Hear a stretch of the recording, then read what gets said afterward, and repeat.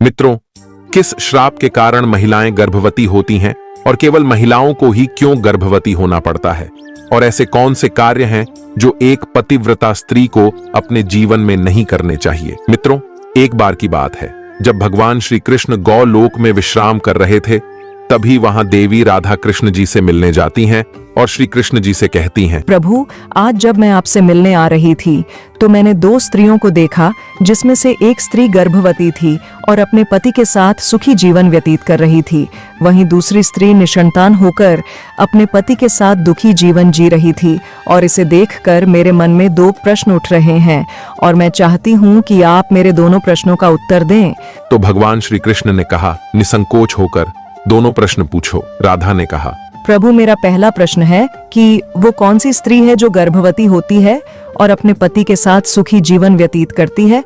और मेरा दूसरा प्रश्न है कि वो कौन सी स्त्री है जिसके भाग्य में कभी संतान की प्राप्ति नहीं होती है? तब भगवान श्री कृष्ण कहते हैं, मैं तुम्हें एक कथा के माध्यम से बताता हूँ कि वो कौन सी स्त्री है जो गर्भवती होती है और उसके भाग्य में संतान की प्राप्ति होती है, और दूसरी वो कौन सी स्त्री है जिसके भाग्य में कभी भी संतान की प्राप्ति नहीं होती है।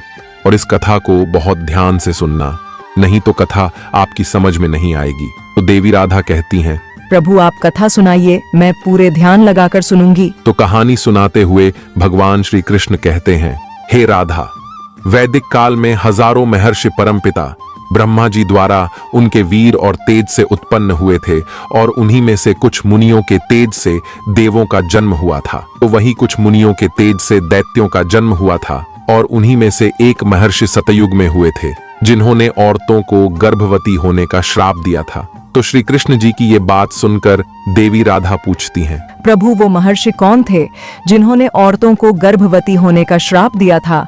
और संसार की सबसे पहले गर्भवती होने वाली औरत कौन थी? अब श्री कृष्ण कहते हैं, इस बात का वर्णन रामायण के उत्तरकांड में महर्षि वाल्मीकि जी ने किया है, और यह सतयुग काल की बात है, जब ब्रह्मा जी के पुत्र पुलस्त्य सुमेरु पर्वत के ऊपर बैठकर घोर तपस्या कर रहे थे, और तभी वहां से कुछ कन्याएं जा रही थीं, और वे पुलस्त्य को कठोर तपस्या करते देखकर विचलित होने लगी और उनके पास जाकर उनकी तपस्या में बाधा डालने लगी।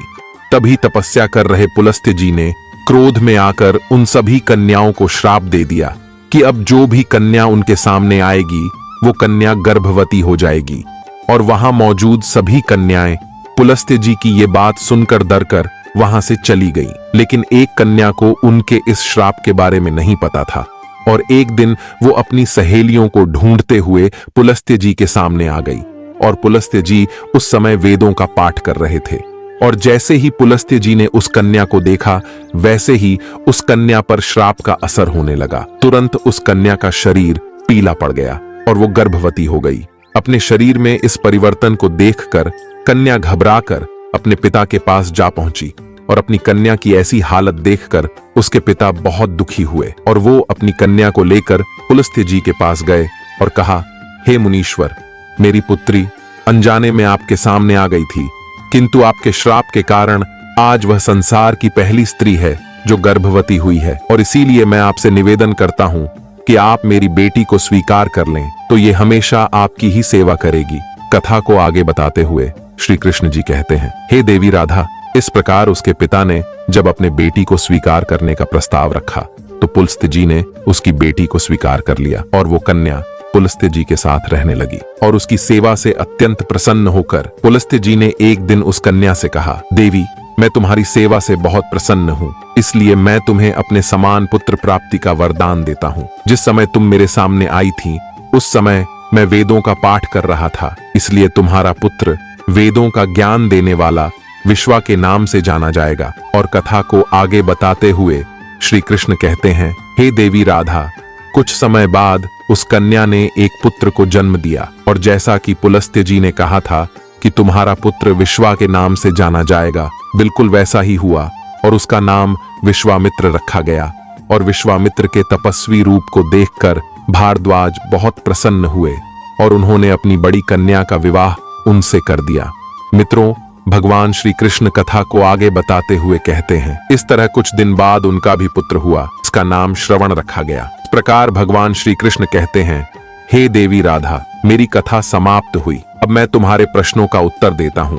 तुम्हारा पहला प्रश्न था कि केवल स्त्रियां ही गर्भवती क्यों होती हैं और वो कौन सी स्त्री है जिसके भाग्य में संतान प्राप्ति का सुख होता है। तो सुनो, नारी के समान पुरुष भी अपने दिव्य तेज से गर्भवती हो सकते थे, किंतु हे देवी राधा, एक स्त्री को संसार की दिव्य शक्ति स्वयं परमपिता ब्रह्मा जी ने दी है और स्त्री के रचना करने में उनको बहुत अधिक समय लगा था। इसलिए नारी को यह स्वरूप वरदान है कि वो संतान उत्पन्न कर सकती है।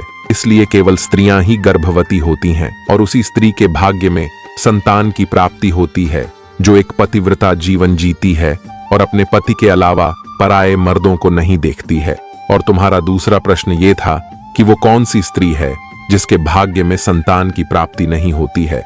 तो वो जो स्त्रियां शादीशुदा होकर भी पराये मर्दों के साथ गलत संबंध बनाती हैं, उनको संतान प्राप्ति नहीं होती है। और यदि संतान प्राप्ति हो भी जाती है तो वो हमेशा दुखी जीवन व्यतीत करती हैं और उनको अपने जीवन में कभी सुख शांति की प्राप्ति नहीं होती है और संतान के होते हुए भी वो दुखी रहती हैं। इसीलिए एक शादीशुदा स्त्री को पतिव्रता जीवन जीना चाहिए और पराये मर्दों को नहीं देखना चाहिए, तभी वो सुखी जीवन व्यतीत कर सकती हैं। दोस्तों, आपको वीडियो कैसी लगी हमें कमेंट करके जरूर बताना। तो बोलो जय श्री कृष्णा।